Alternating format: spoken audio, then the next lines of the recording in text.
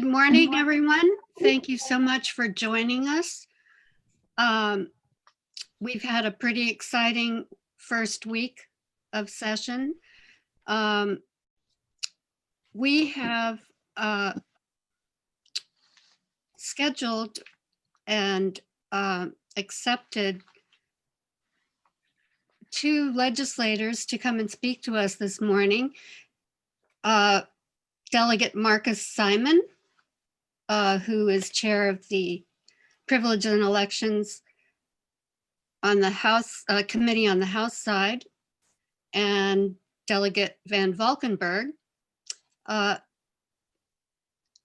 understand that Delegate Simon He's here. Oh, he's here? Wonderful. He is delegate from the 53rd District, and we are very honored to have him come and speak to us this morning on campaign finance reform. Welcome.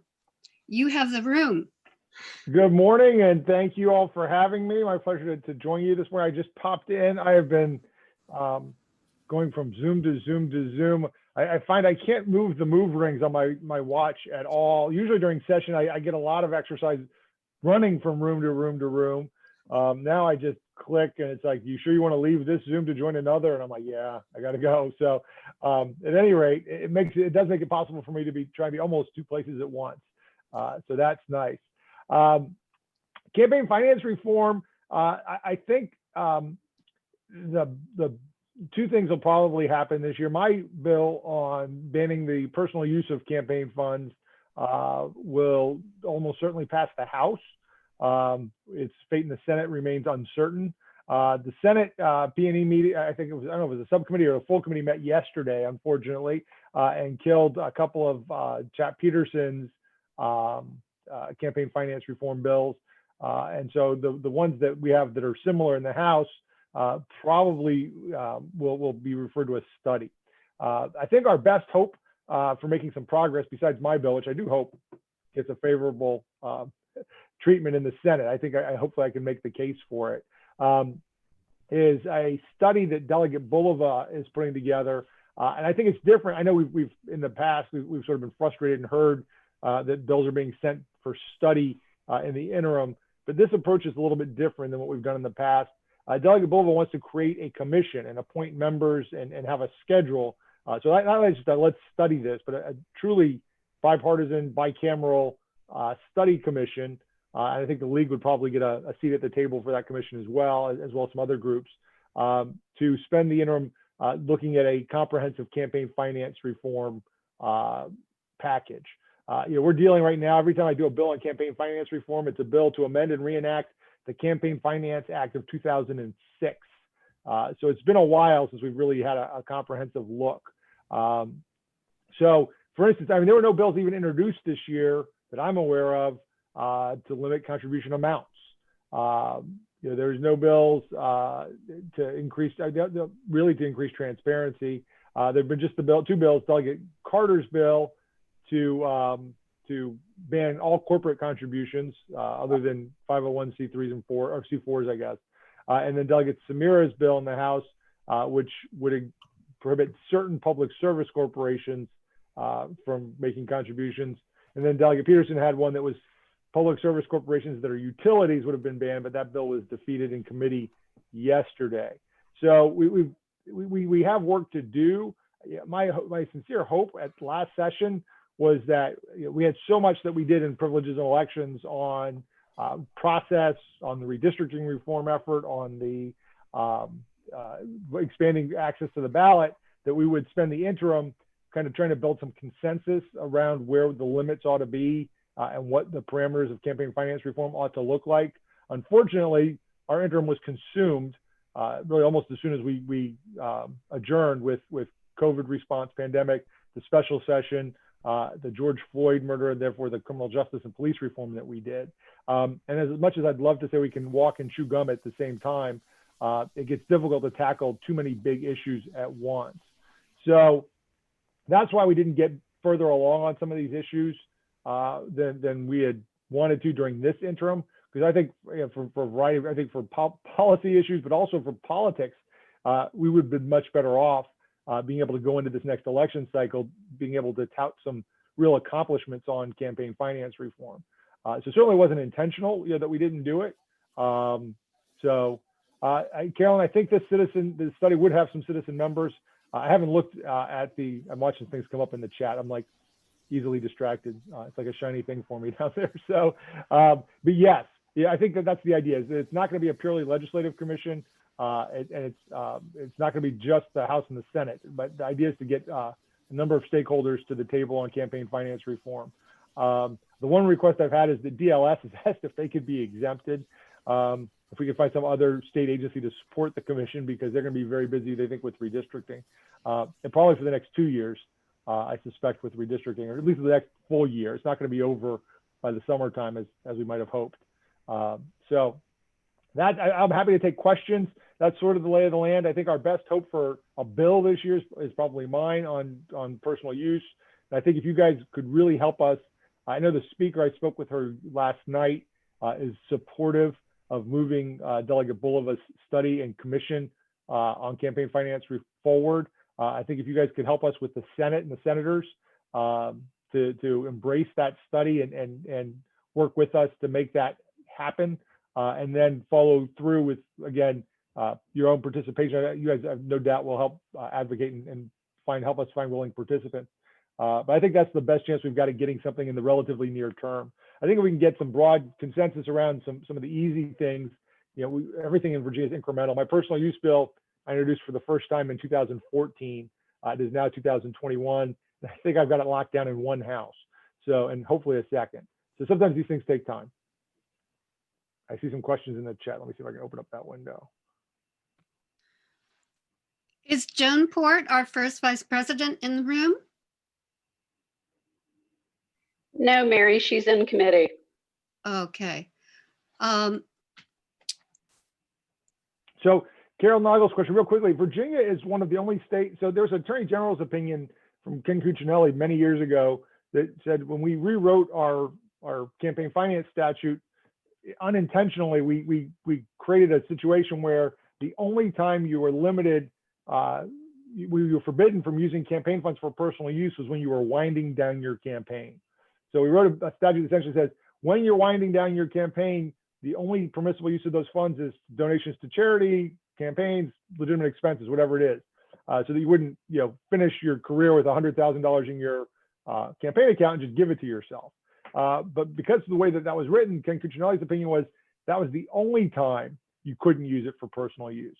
So my bill is a fairly simple fix to that statute. It says you may not ever use your campaign funds for anything other than activities that promote your candidacy. We do have one finding in there that explicitly in the code says that funds for legitimate childcare needs are necessary to candidates who need childcare. So that's a permissible expense. Then we send it to the AG's office, the Attorney General's office, to give us some new written guidance on what permissible uses of campaign funds are, which is actually an existing code that will basically say, upon passing this statute, we want the AG to update that Cuccinelli opinion, please. And then we ask the State Board of Elections to give some more detailed regulations on what are permissible uses.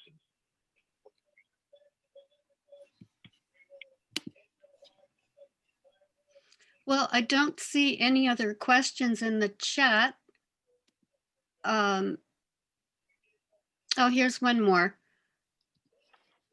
Julia wants to know what I think the limits should be.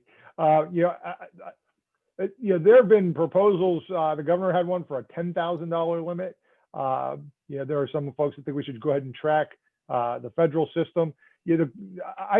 I'm sort of agnostic about a specific amount. I do think, and we saw this happen too, and I've talked to Delegate Hudson knows I feel this way. We've seen it happen where very wealthy donors, particularly in a primary campaign, can plop $100,000 down on a candidate's campaign, and essentially in a relatively small, short primary campaign, that can buy the seat.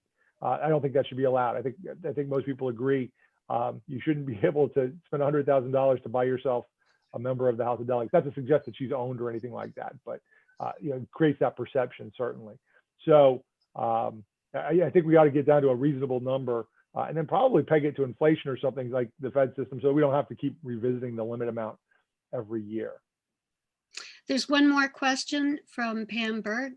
What Yep, I about see that. mandatory disclosure rather than limits? Right, and there are some folks that say we should just enhance disclosure because the money is like water, right? It's going to find a path. There's not much we can do, and if we try and put limits on an amount, then the amount over the limit will go into a PAC or a super PAC or go to an independent expenditure or something like that. So some people say, hey, let's just keep the limits off, but make everybody at least be able to see what everybody is doing. And we have that to some extent. We've got that disclosure. I think what we could do is create more detail around the disclosures and also disclosures around the donors behind some of these corporate contributions, right? So right now in Virginia, you create an LLC because any corporate entity, any entity can give money. You can create an LLC to aggregate the money and then donate $10,000 from ABC LLC, but nobody knows who the contributors to that were. So I think there are some ways to peel back some of those onion layers to try and get more transparency around some of these large donations. Should all corporations be restricted? Again, my personal view, I don't know, is as important as what can get through the General Assembly. I like the federal system where corporations, are not people. I think we ought to overturn Citizens United and be able to restrict that. Right now, that's sort of where the law is. And so, we got to be careful, again, that we don't chase the money into darker corners of the system, but we keep everything where there's some sunshine. I think that's where some of the debate around that is. What about provisions that try to create a balance between many small donors and a few large donors? I'm not sure exactly what those would be. I mean, I've seen there's some bills that say we ought to have disclosure of every contribution, regardless of how small, if that's what you're talking about. Yeah, I don't know that we want to require the paperwork, accounting for every, $15 and $20 and $25 donation. I think those are, I kind of like the $100 de minimis cutoff where it is now. But I don't think out-of-state donors should be, banned, denied. I don't think we should be prohibited from doing that either. I do get it. I mean, we have some folks who are able to leverage a large Twitter following from, nationally and so forth into a lot of, $10 and $15 contributions. We've seen Bernie Sanders do that very effectively on a national level. And we have some folks like Danica Rome, who's got a unique story to tell and has gotten some prominence across the country, is able to leverage her social media following and her national following here. I don't particularly have a problem with trying to keep the money in state. I support ultimately. I'd like to see us figure out some way to do some measure of public finance where people can opt in to some sort of public matching funds if they agree to do some of the things we're talking about. If you agree to limit the size of a contribution you'll take, if you agree to disclose more about what you're doing, if you agree to do some of these things, then you can qualify for matching funds and also have your campaign labeled, right? Labeled a clean money campaign or something like that. I know they do that in Montgomery County, Maryland. I think chasing the money out of the system is going to be more challenging. I mean, the fact is, if I want to have a campaign and live my values, I don't want it to be purely volunteer driven. I need to hire professional staff. I need to be able to pay them. I need to be able to compete. And so that costs money. The problem is we got to,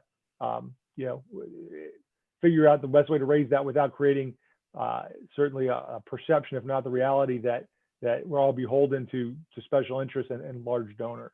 So I think, again, public financing makes us answerable to the public, right? That's why I like the idea of the democracy vouchers that they're doing in Seattle and things like that. So I'd like to see ultimately, if there's a way and a will to do something like that, where we have a carrot. So in well as just banning things and forbidding things and putting penalties for taking money you shouldn't take, that we create some sort of incentive system for people to voluntarily adopt some of these measures that we've talked about in the chat. Well, it looks like it's 8:45 and we have another legislator that is going to be speaking to us. Thank you so much for joining us, giving us some of your time this morning. And thank you so much for all the great work you're doing with the Privileges and Elections Committee. All right, Hope thank you have for a having great me. day. Yeah, and don't keep Schuyler too long. I need him for a full committee meeting later this morning. Get out of here, Marcus. All right, I'm out. Next, we have Delegate Marcus Simon from the 53rd, excuse me. We have Delegate Schuyler VanValkenburg from the 72nd District. And we are so pleased to have you join us this morning to speak on the Voting Rights Act pre-clearance. You Yeah. have the room. All right, thank you. Thank you for having me, and thank you for all the work you do for voting issues in the Commonwealth of Virginia. It's, I think, the most important work we do. So, and I know that you think similar. And so thank you for being involved. Yeah, I have a bill that I put in last year that passed on policy grounds, but just didn't quite make it in the budget, that is modeled on the National Voting Rights Bill. This year we have two bills on voting rights issues. Sia Price also has a bill 1890, which is a little different from my bill, and they kind of work together. They kind of don't. We got to hash that out. But the basics of my bill is that it's modeled on Section 5 from the National Voting Rights Act, which is the pre-clearance provision. And the Voting Rights Act has two kind of major components to it. Section 2, which applies to all 50 states and to all localities, and is a mechanism for if somebody thinks a voting procedure or a voting law has had the impact of, and I'm simplifying, but has had the impact of discriminating against racial and ethnic minorities, can sue that locality or state to get the law or policy overturned, but is kind of a after the fact process. And Section 5, which was pre-clearance for places, states, and localities that had a history of discriminating, they had to get all their election changes pre-cleared, either by the courts or by the Attorney General's office, and typically by the Attorney General's office. And that was not struck down completely by the Supreme Court, but really kind of is now defunct because of a Supreme Court case, Shelby County v. Holder, which said that the way that Congress determined who was under pre-clearance was unconstitutional, and they had to go back to the well and do it again. And then, of course, starting with that case, all of a sudden voting rights became this very partisan issue nationally and in a lot of states. And so as a result, Congress hasn't been able to kind of reauthorize the Voting Rights Act. Knock on wood, maybe this session is the session they can do that. I'm very hopeful. At the end of the day, a national voting rights law is really what we need. But pre-clearance historically is the most effective tool we have for protecting voting rights. And so if the national government's not going to act, I think we should. And so that's what the law is. It would say that localities that can discriminate based on can discriminate against racial and ethnic minorities, and there's a kind of formula that determines which localities are in a place where they can do so, would have to get their voting procedures pre-cleared by the state's Attorney General's office or by the Richmond Circuit Court. The big kind of thing you want to think about here are precinct changes. Something that we've seen in the last 2 election cycles, our registrar's office changing their office for early voting in a way that I think one happened and another didn't, but did disenfranchise voters. So in Richmond, you saw the registrar's office move from downtown on the bus loop to a mile off the bus loop in the eastern part of the city. The year before, Virginia Beach had tried to do a similar thing where it had tried to move its registrar's office off the bus loop to a mile off the bus loop. That had actually been prevented because of an outrage among citizens.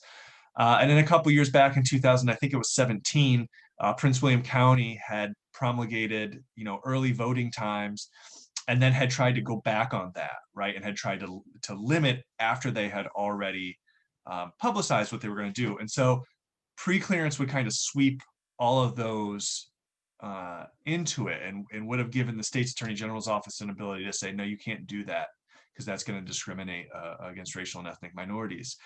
And so that's the basics of the bill. There's some other things in there. If a locality had been opted out of pre-clearance under the National Voting Rights Act, like Fairfax had, they're opted out of this bill. Now, there's also a mechanism to opt them back in if they start discriminating again.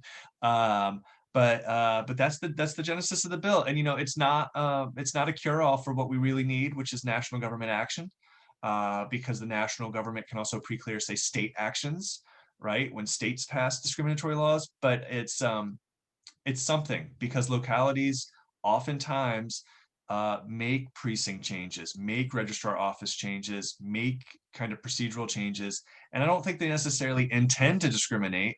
Hopefully, most of the time they don't, but it has the effect of discriminating, and so we want to ensure that everybody has access to the ballot. And so I'll stop there because I know our time is short, and if folks have questions, I'll gladly answer them. Well, I see a question from Pam Berg. Even if preclearance is federally reinstated, should we still keep the state version?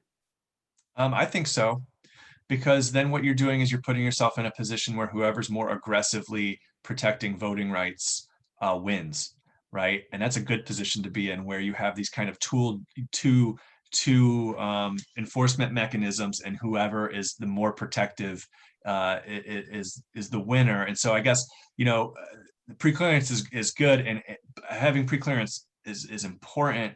It's important to note, right, that if there's some administrations at the national level are more aggressive in enforcing it than others. So, you know, the Obama administration and Eric Holder's Attorney General's office was pretty aggressive about striking down voter ID laws, as they should be. But if you go back to the Bush administration, if you remember, I mean, this feels like eternity ago, but if you remember the second Bush term, there was a whole Attorney General scandal over Bush appointees trying to force out civil rights lawyers because these civil rights lawyers were not aggressively enough cracking down on fraud. And it, you know, they were saying, well, there is no fraud. What are we going to crack down on? And so, you know, by having a state version in effect, you can kind of help try to balance some of that out when you have an administration that might not be as attentive to voting rights. I see another question from Carol Noggle. Does new law prevent split precincts after redistricting? It doesn't prevent split precincts. You know, I think the best way we are going to do that is just by the laws we passed last year that allow us to kind of take a more expanded percent differential. So if you go back to the 2011 redistricting, the House chose to use a 1%. All districts had to be within 1% deviation.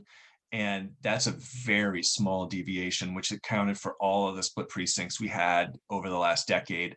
The laws that we passed last year say up to 5%. And so that's going to cut down on a lot of your split precincts right there. If Delegate Price was on the line, though, she would tell you that not all split precincts are bad. There are times where you want split precincts to ensure that racial minorities have a full say. She's much better able to articulate that than I am, right? But the pre-clearance provision would be in effect for, right, if a locality creates a new split precinct, right, and that did have the effect of discriminating, that they would be able to shoot that down. So as an example, my precinct, when I first ran for office, I voted at the same precinct as Deborah Rodman, who is a delegate in a different precinct, was at the time a delegate in a different district. And the reason we voted at the same precinct is because my precinct was shut down. And then they split it into two other precincts. The county split it into two other precincts.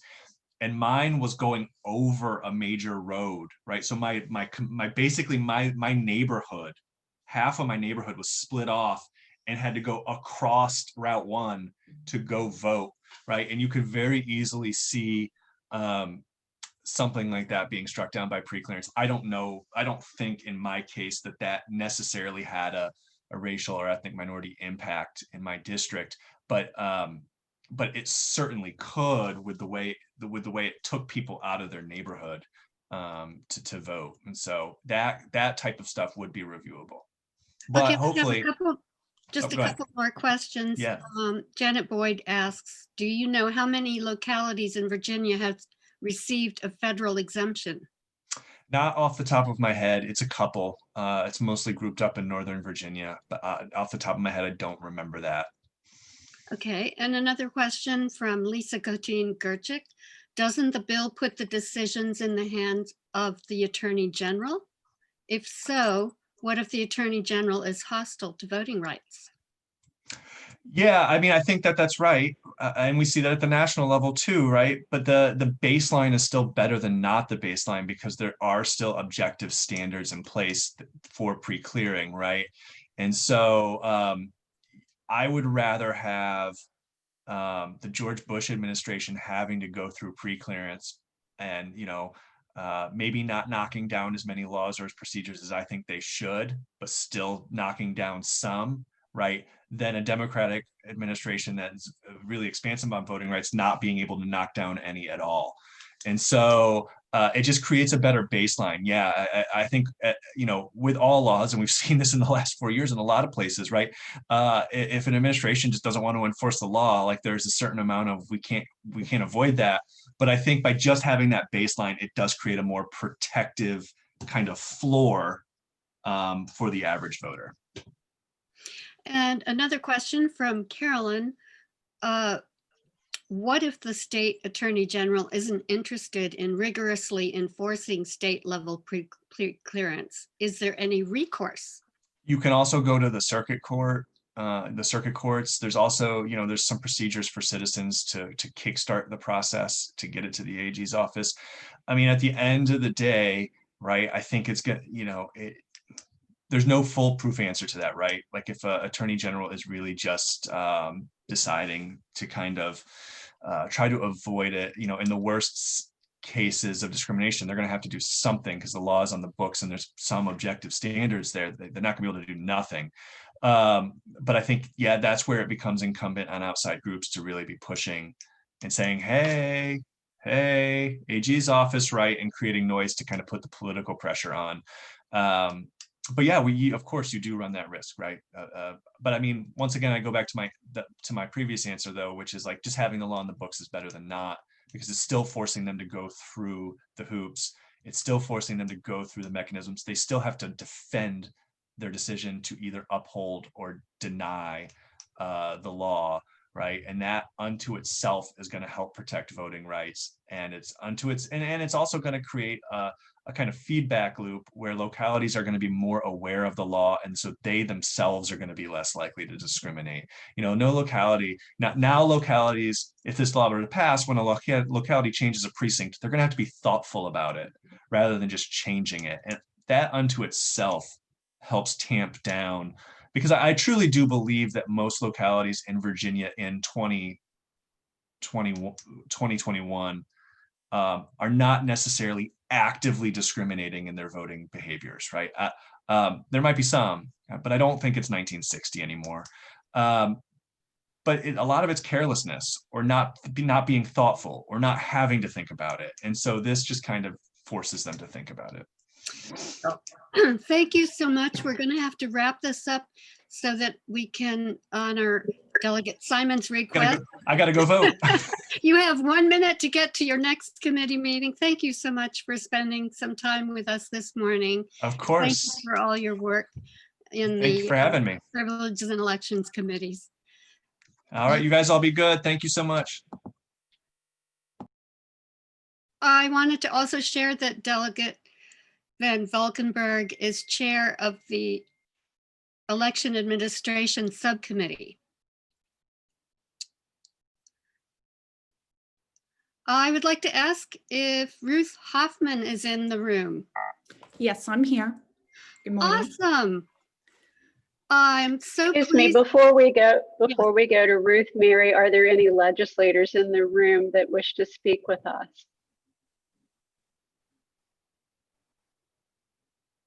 Okay, sorry for the interruption. Thank you for the interruption.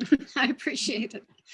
I am so delighted that Ruth Hoffman is able to take a little time out of her busy schedule to talk to us about gun violence prevention issues and legislation. We have really appreciated all of the great information and consulting that you have contributed to the League. You have the floor or the room. All right, thank you. And can you hear me okay? I'm was trying to adjust my sound here. Yes. Great. Okay, well, good morning, everyone. Thank you for having me. I'm Ruth Hoffman from the Fairfax Area League, and I participate on the Gun Violence Prevention Advocacy Group with Christine Payne. As you all know, we came off of a very successful year last year in the General Assembly, where the governor was able to get 7 of his 8 priorities passed. And then in addition to that, there were about another 9 that were passed in a whole host of issues in the gun violence prevention space. This year, we are tracking 5 subject areas, issue areas in the gun violence prevention area. One is has to do with ghost guns, and these are your do-it-yourself assembling guns in your home. They're usually, you hear of 3D printers printing off components that they're able to assemble at their house. These are not traced by the ATF. They are able to go through magnetometers. The federal government has, been studying these, but have not acted. Delegate Simon is carrying that bill, and it was considered yesterday in the House Firearms Subcommittee. And I'm sure Carol will keep me honest if I have this incorrect, but I believe it did report out with amendments by 6-2 vote.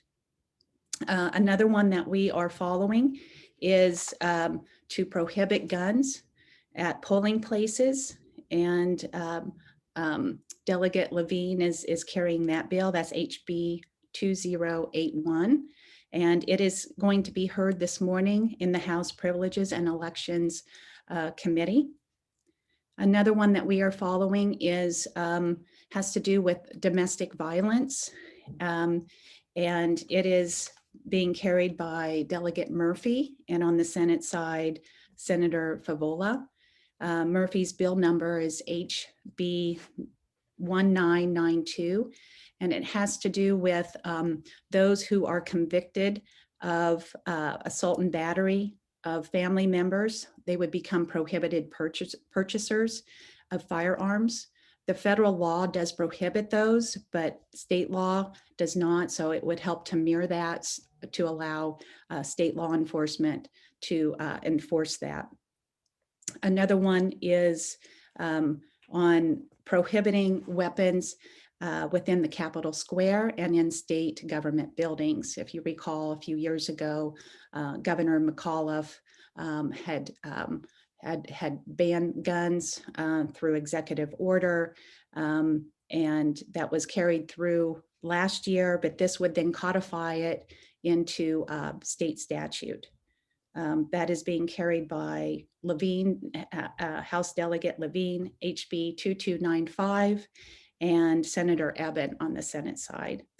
And the last one is a bill, you'll recall a few years back in Charleston, South Carolina, this man was able to get a firearm and then proceeded to kill 9 parishioners in the church there. And he went through a background check, but because they were unable to complete that background check within 3 days, the sale went through. So it's been known as the Charleston loophole. So this would expand it from 3 days to 5 days. So to allow federal officials an extra 2 business days to complete the background check. I know some of the gun violence prevention groups are not leaning in on this to support. I think they are holding out for something stronger, but there are other groups that are supporting this and in line with incremental progress. And again, that is being carried by House Delegate Alfonso Lopez, and that bill number is HB 2128. What I'll try to do is continue to update. We have a distribution group of these bills and their progress. It's a short session, so we expect them to advance quickly. And I know that many are very optimistic that these will, be passed, and we'll have another successful year. So I'll stop there if anyone has any questions.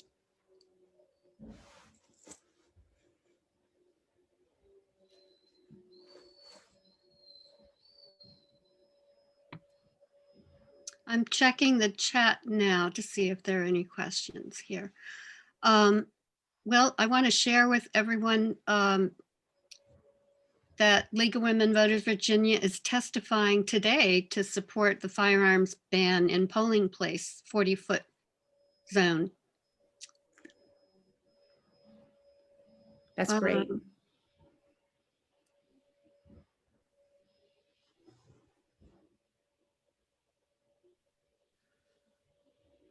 The other thing I Anybody would else say, has any questions? Please add them to the chat. Oh, okay. What are the chances of an assault weapons ban? so that it will not be taken up this year. We spoke with several delegates and senators, and there's just not enough support for that right now. There was a study, if you recall, it was sent to a commission to study last year. I know the Governor McAuliffe, who's running again, came out here in the last couple days, advocating for a ban on assault weapons, among other gun violence prevention measures. He would also like to set up an agency to put out research and really lean in on the issue. This is one, as you'll recall, is a real line in the sand for the gun rights side, and that they can garner a lot of opposition. Last year, I think they brought in about 15,000 people across the country for the protest there on the state capitol. This year, they only had 100 people, as the report I had heard. I think it'll be some time before we're successful in achieving an assault weapons ban here in Virginia, is my sense. And there's another question from Linda Rice. What are the chances of polling place gun ban in the Senate? Yeah, I've heard that there's really good support, unless that's shifted. But the two areas that I had heard was getting the most support was around ghost guns and the polling places. But it's a very fluid political dynamic right now, as you know. And so, we're continuing to talk to our champions and see where we can be helpful.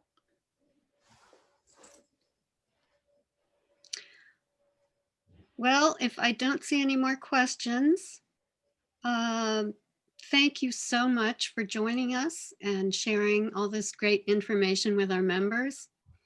And we will check in with you again and hope that we can get even more done in this session.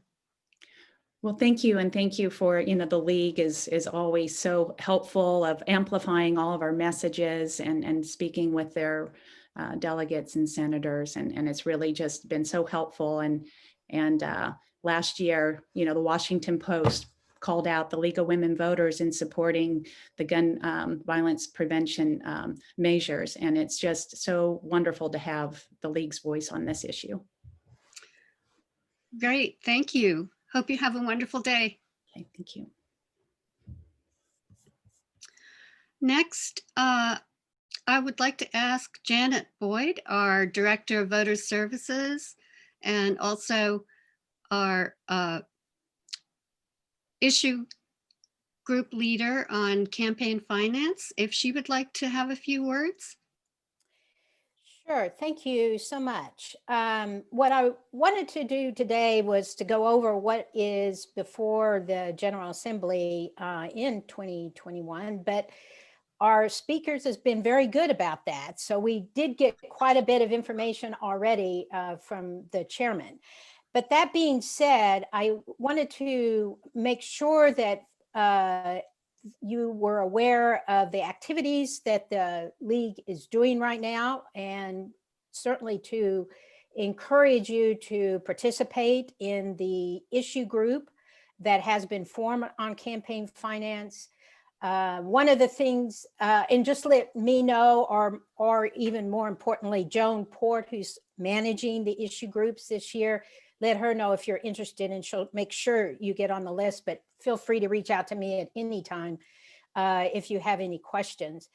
But as we learned this morning, and as occurred yesterday, the two Peterson bills on the that were rejected totally yesterday during the hearing.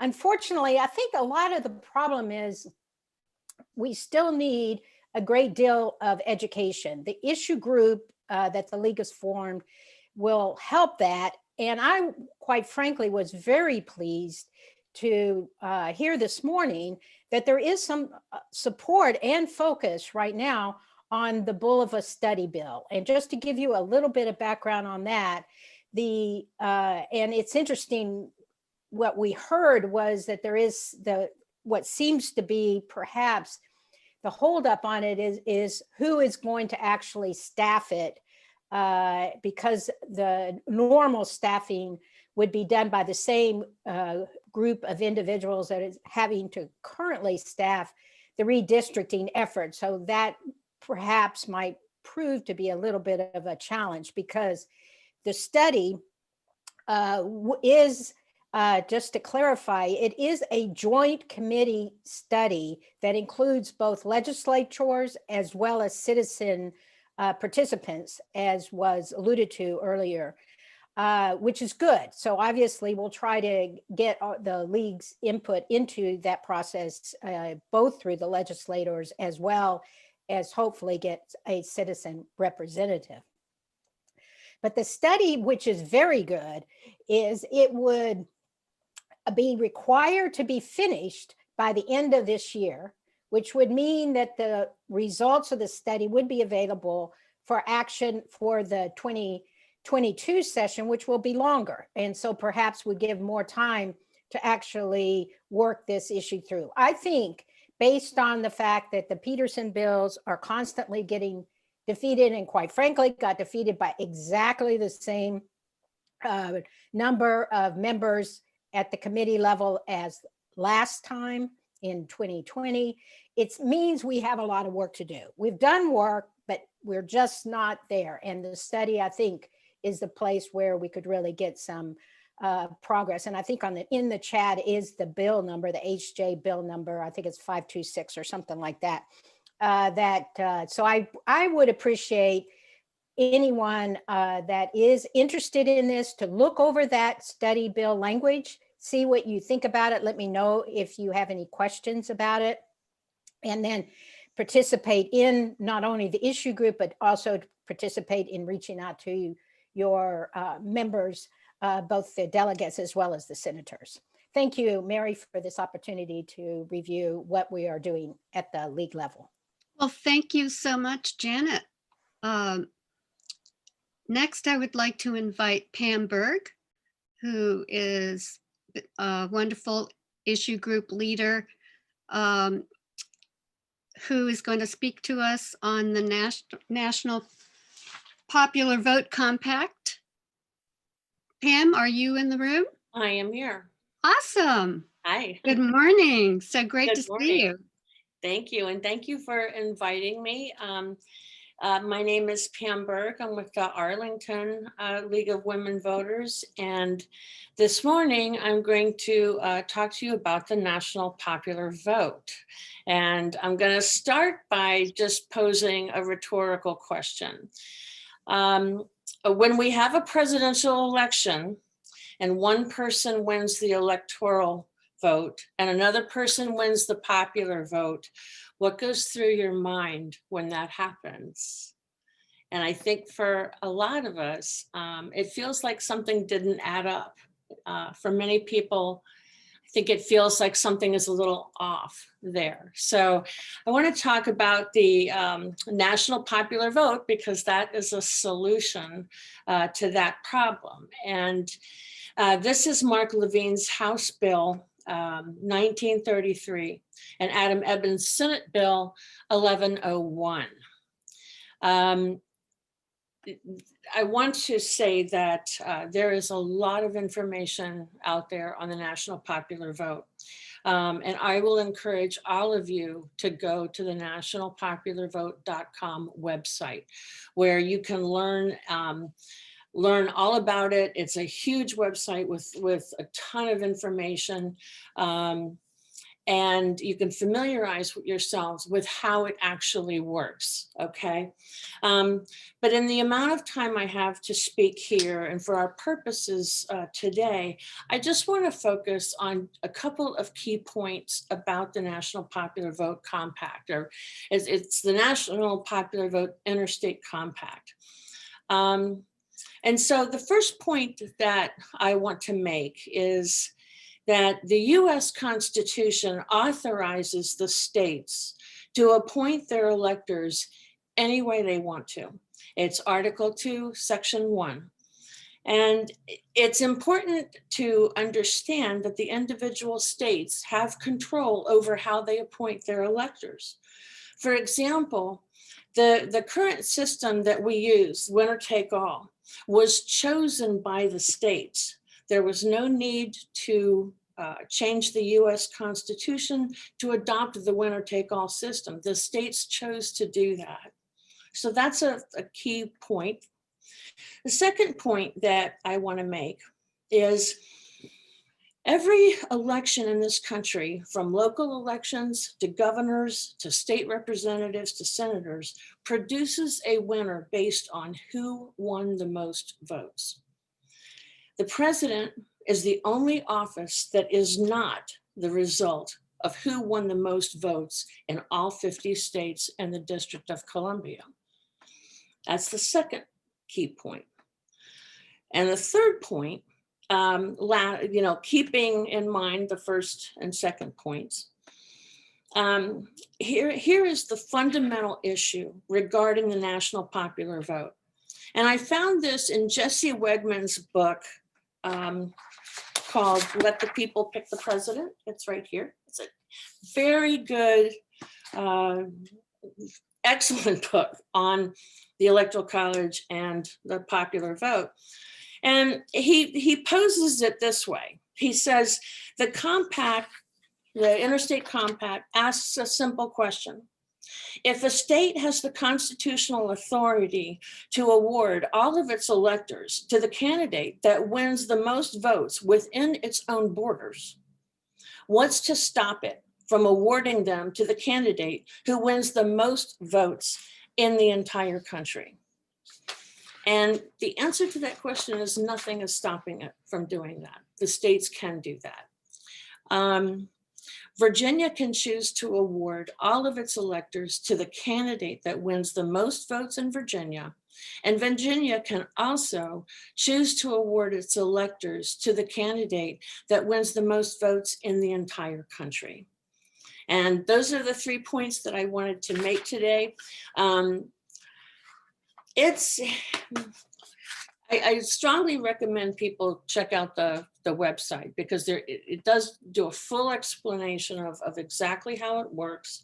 I also wanted to mention that I'm the co-chair of the Voter Access and Voter Services Issue Group, and the National Popular Vote, we actually have a subgroup in there. There's a couple members, some of them are on here, and they do a lot of work for us on research and so forth. So thank you all very much for your time, and I'll be glad to take some questions.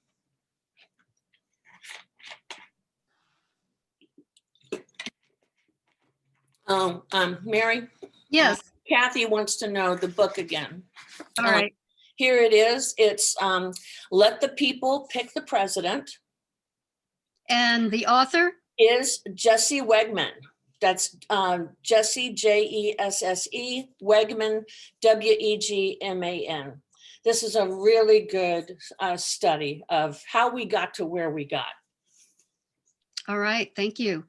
I also see a note from Andrienne that if you want to hear more about National Popular Vote Compact, there's a podcast, and she has put the link in the chat for that. Thank you for doing that. Any other questions for Pam? Carolyn has one. I support the national popular vote, but I do wonder if when critical mass is achieved, the state's electors really will vote against the majority of the state. Carolyn asks a very direct question about this, and the answer to her question is yes. That's what they will do. The national popular vote is designed to, when you have a disagreement, when I first started this talk, and how does it make you feel when the electoral college winner is different than the popular vote winner? It makes you feel like something went wrong somewhere.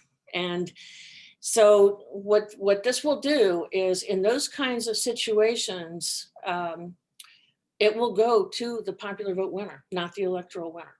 And there's probably a lot of material you can read and understand about that. It is complicated, but Carolyn's question is the answer is yes. It will go to the popular vote winner, even if your state voted for the other guy.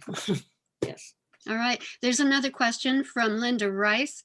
What is the support for national popular vote bills in the Senate privileges and elections? I think they have pretty good support, but I don't know the latest, most up-to-date information. It's possible that either Julia Tanner or Deb Wake know more directly where that committee is right now. Julia, are you in the room? Oh, Or Deb's Deb? Julia can speak.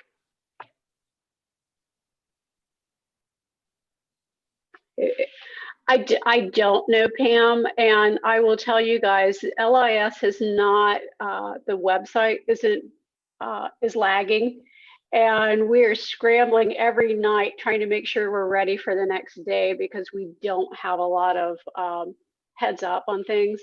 And so I don't have an update, but we could put that, we can share that somewhere. Sure. And there's a question from Lisa Gerchik. Do we anticipate passage of HB 1933? I would say the same for that. Where we have support for it, we're not really sure exactly when it comes down to the wire if it's really going to happen. Okay. And a couple of the others, Mary, was that Janet wanted to know how many are already in the compact. Right. Yeah, so there's 15 states plus the District of Columbia, and that's a total of 196 electoral votes. I see here. All right. There's a question from Kathy. How do you address those less populated states who also deserve a voice in our government? And they absolutely do deserve that. And I don't have a fulsome answer for that, Kathy, but what I will do is I will direct you to the nationalpopularvote.com website, and they have videos and documents that you can read that specifically address that. I wish I knew it off the top of my head, but I don't. And then a question from Patricia. Pat Cochran. What arguments against national popular vote are out there? There's a lot of them, and they're really interesting. I think that probably one of the most popular arguments against it is our own understanding of the founders and how all this was brought about. there's people that will say that the Electoral College preserves the, it has a, trying to figure out how to say it. It preserves sort of the federalization of our government, where each state has this voice, and they view that as expressing itself in elections, and so it's sort of a variant of the Founding Fathers. They developed it, so there must be inherent wisdom in it, and that's what we should do. We should just do whatever the Founding Fathers. And so I understand that, but I think that the Electoral College really is almost like a vestigial organ. It's just not something that's very useful in our modern times anymore. I hope that satisfies your answer, but they're on the website, nationalpopularvote.com. They go through a lot of myths, pages and pages of myths about how we think about it. And I encourage everybody to go there. It looks like Andrienne has posted the website, and she wants to know if that is correct. That is correct. Yes, that is it. Thank you, Andrienne. Thank you, Andrienne. Yes. No people around anywhere. And of course, that was long the plan because of the pandemic. However, they have, of course, closed the national mall. So the beautiful those flags that they have put in place instead. And right behind me here, you see some of these social distance chairs for VIP guests who were lucky enough to get Someone needs to mute themselves, I think. Oh, Jane Newell has a good question. When I studied Electoral College in junior high, the reason for the Electoral College was the distance that had to be covered by horse. And yeah. And Jane, I'm glad you brought that up, because I've been looking at this issue for about a year and a half. And just full disclosure, I have come across the argument between small states and little states, the general information, how informed the public is.